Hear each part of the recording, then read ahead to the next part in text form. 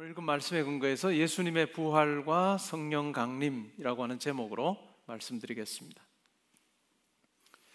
예수님께서 죽으시고 부활하셨다는 것 우리는 다 알고 있는 내용입니다. 그리고 예수님께서 부활하시고 하나님 보좌 우편에 앉으셨다라고 하는 내용도 우리가 잘 알고 있습니다.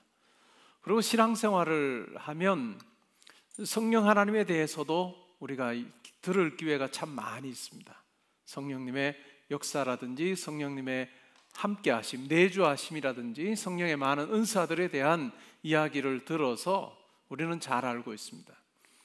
근데 이 둘이 어떻게 연결이 될까? 둘이라고 하는 것은 예수님께서 부활하시고 하나님 보좌 우편에 앉으신 것과 성령이 우리 가운데 역사하시는 것의 이 상관관계를 우리는 오늘 베드로의 설교를 통해서 분명하게 알 수가 있습니다.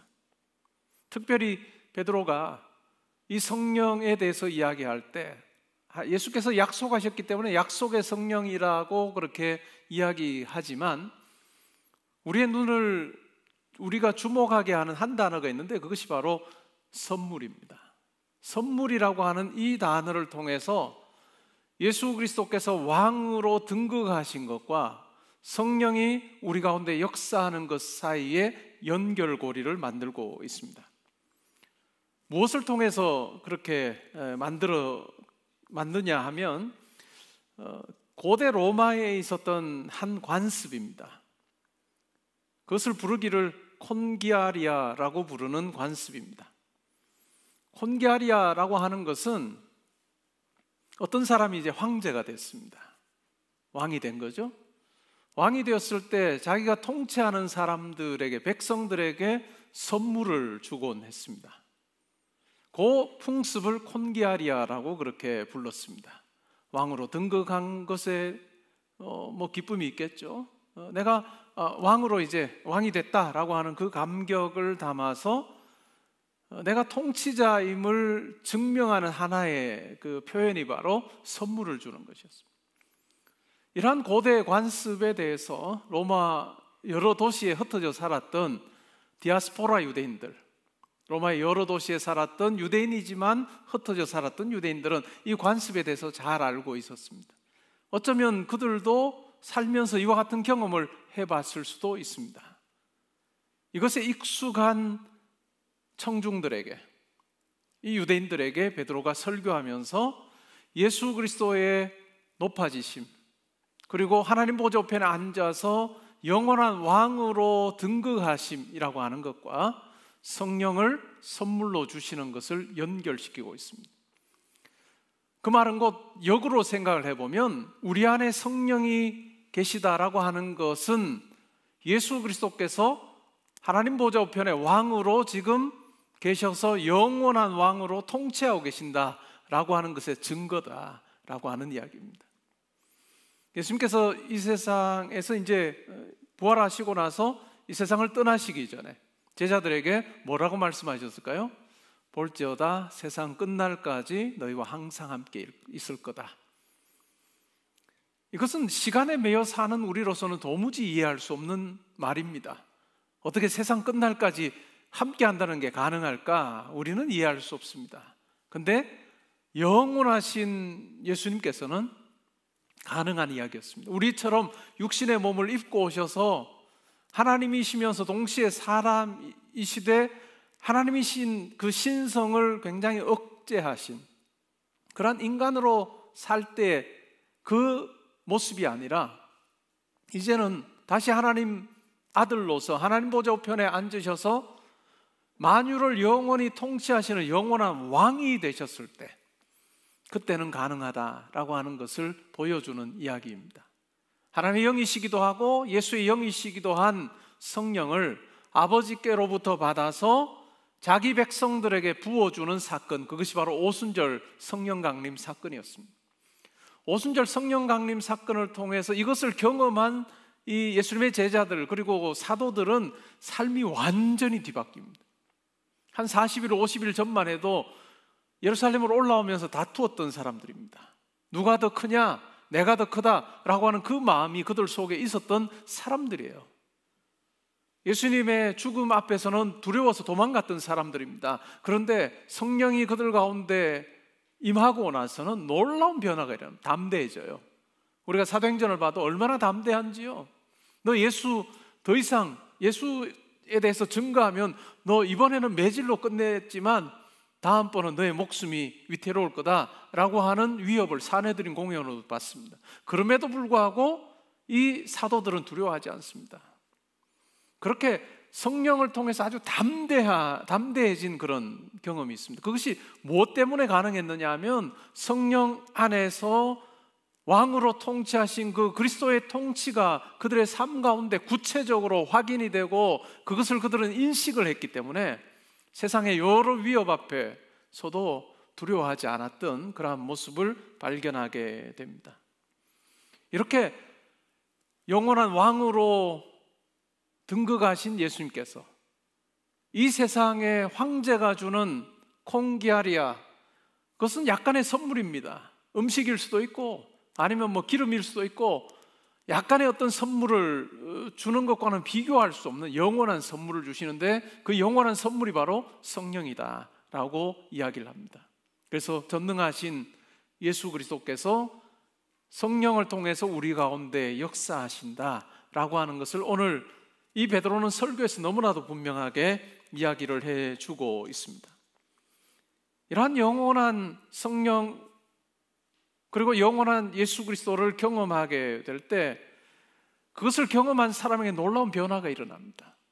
이제는 어떨까요? 자기 혼자 꾸려가는 삶이에요. 제자들도 다투었던 이유도 바로 그것입니다. 누가 더 크냐라고 하는 것의 이면에는 자기가 뭔가를 해서 꾸려가야 되는 삶이라고 하는 강박관념이 그들 가운데 있는 거죠.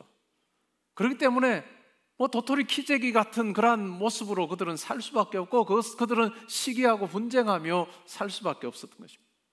그런데 성령이 그들 가운데 주어질 때 왕이신 예수 그리스도가 그들의 삶 가운데 함께 하시는 것을 경험하게 될 때 또 우리가 잘 아는 대로 그리스도를 통해서 우리가 하나님의 아들이 되고 딸이 되었다라고 하는 것을 우리가 확인할 때 예수님께서 가르쳐 주신 것처럼 아바 아버지라고 부르는 아빠 아버지라고 부르는 그와 같은 하나님과의 친밀함이 가능해져서 예수 그리스도를 힘입어서 성령을 힘입어서 때를 따라 돕는 은혜를 얻게 하여 은혜의 보좌 앞에 담대히 나아가는 것이 가능해졌다라고 하는 것을 알게 될 때 우리 가운데 담대함이 생깁니다. 그래서 부활하신 주님을 만났던 바울은 갈라디아서 2장 20절에서 이렇게 말합니다. 내가 그리스도와 함께 십자가에 못 박혔다. 그런데 내가 이제 더 이상 내가 사는 것이 아니고 나를 위해서 죽으신 예수 그리스도께서 내 안에 계시고 나도 또한 예수 그리스도를 위한 삶을 살고 있다라고 그렇게 고백하고 있습니다. 자기의 삶 가운데 함께 하시는 예수 그리스도 그리고 목적이 되시는 예수 그리스도에 대해서 그는 분명하게 고백하고 있습니다. 이것이 가능한 것은 성령 안에서 영원한 왕이신 예수 그리스도와 연합이 가능해졌기 때문에 할 수 있는 고백입니다. 이것은 바울의 고백만이 아니라 저와 여러분의 고백입니다. 예수를 믿게 됐을 때 우리 가운데 일어난 놀라운 변화입니다. 또한 우리는 예수를 믿게 되었을 때 이 약속을 우리가 가지게 되었을 때 우리의 내면에 일어난 이 변화를 확인하게 됩니다. 예수를 믿지 않는 자로 살 때는 그냥 겉모습이 매우 중요합니다. 물론 자기의 마음을 살피는 경우들도 있지만 중요한 것은 자기의 겉모습입니다. 내가 그들 어떤 모양새를 취하며 사느냐, 얼마나 많이 누리고 사느냐, 내가 어떤 위치에서 사느냐라고 하는 것으로 자기를 드러내려고 하는 것이 일반적입니다. 그런데 예수를 만나게 되면 이러한 겉모습도 중요하지만 내 영이 살아나고 내 속사람이 살아나고 내 속사람이 어떠한 형편에 있는지를 확인하는 자로 산다는 것입니다. 성경에서 끊임없이 이야기하는 그리스도의 형상을 담는 자로 살고 우리 안에 내 심령 가운데 내주하고 계시는 성령으로 말미암아 성령께서 원하시는 그 아름다운 열매를 맺는 그 삶이 얼마나 중요한지를 알고 이것은 우리의 일생에서 어느 시기에만 가져야 되는 그런 어떤 목표가 아닙니다. 세상에 사는 사람들을 보면 시기별로 목표가 있습니다. 20대의 목표가 있고 30대의 목표가 있고 40대, 50대, 60대, 70대, 80대 목표가 있는데 외적으로만 놓고 보면 어느 시기 이상은 세상의 관점에서 보면 목표가 없이 살아가는 사람들이 많습니다. 왜요? 그냥 외적인 걸로 비교해 보면 옛날이하고 이야기할 수밖에 없는 그런 것이 우리 인생이기 때문에 그렇습니다. 오르막길을 올라간다고 칩시다. 점점 더 할 수 있는 게 많아지죠. 그러나 반환점을, 꼭지점을 딱 찍고 나면 할 수 없는 게 더 많아져요. 올라가면서는 목표가 많습니다. 구체적으로 많습니다. 내가 얻고자 하는 것도 많은데 내리막길을 가면서는 목표가 그렇게 오르막길을 갈 때만큼 선명하지 않은 것이 이 세상에 사는 사람들의 일반입니다. 그러나 성도는 달라요. 우리도 똑같이 오르막도 있고 내리막도 있지만 우리에게 있어서 공통된 하나의 목표는 내 육신이 때로는 쇠약해지고 때로는 할 수 없는 것이 더 많아지는 그 상황 가운데 있다 할지라도 내 안에 계시는 성령 하나님, 그리고 그분을 통해서 내가 그리스도의 형상을 담는 자로 살아가는, 그래서 내 내면 속에 성령의 열매가 먼저 맺히고 사랑과 희락과 화평과 오래 참음과 자비와 충성과 양성과 온유와 절제와 같은 이와 같은 성령의 열매들을 내 내면에서 가꾸어가고 이것이 내 삶에서 드러나는 삶. 그것은 오르막을 오를 때든 내리막을 내려갈 때든 상관없이 우리 가운데 있어야 되는 이와 같은 어찌 보면 공통된 목표입니다. 그리고 내 삶의 근원도, 내 능력의 권원 또한 달라집니다. 세상의 사람들은 그냥 자기가 가지고 있는 것, 자기가 가졌던 여러 가지 배경들, 공부했던 것, 집안 배경, 자기가 지금 일하면서 누리게 되는 그 지위, 이러한 것이 자기의 삶의 원동력이라고 생각하며 삽니다. 이거 삐끗하면 난리 나는 거죠. 그런데 우리 성도는 그렇지 않습니다. 우리 성도의 삶의 원동력은 바울이 빌립보서 4장 13절에서 이야기하는 것처럼 내게 능력 주시는 자, 그분 안에서 내가 모든 것 할 수 있다요.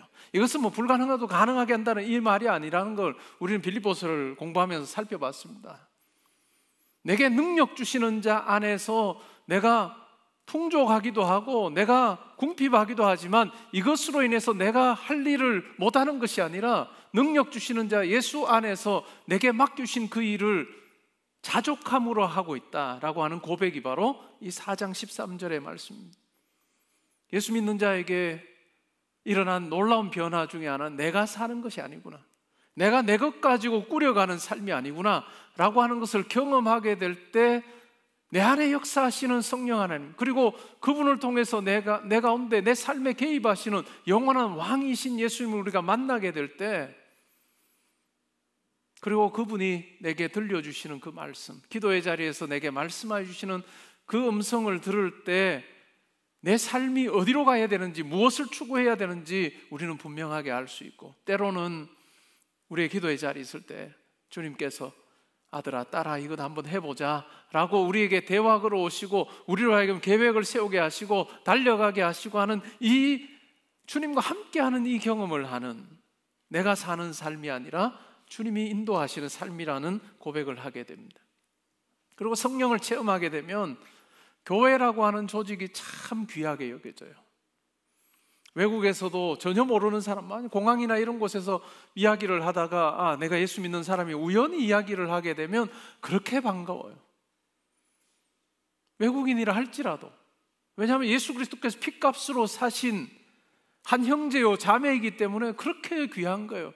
마치 오랫동안 알았던 사람처럼 그렇게 편하게 대화하는 경우들도 저도 그런 경험을 해본 적이 있습니다.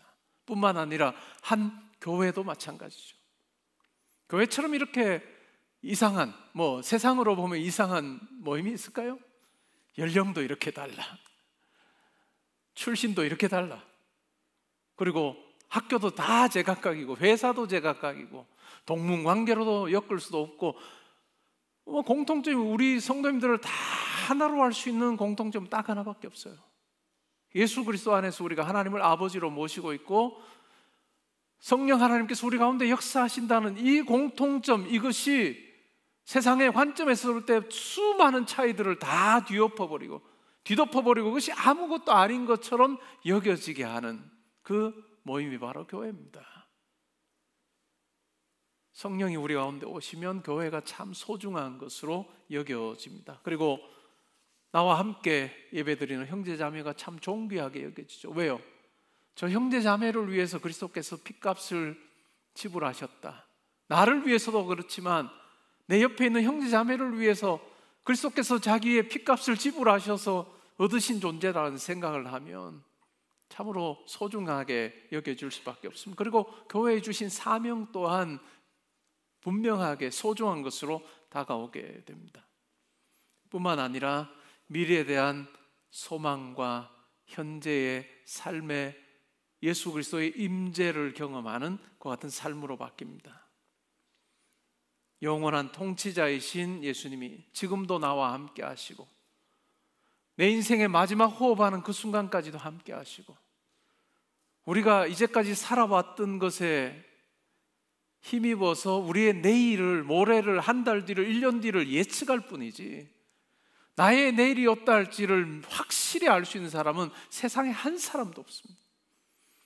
우리 또한 마찬가지입니다. 그럼에도 불구하고 우리가 미래에 대해서 불안해하거나 염려하지 않을 수 있는 것은 영원한 통치자이신 그리스도께서, 예수님께서 성령 안에서 내 삶에 함께하고 계시다라고 하는 이 사실 때문에 우리는 담대할 수 있습니다.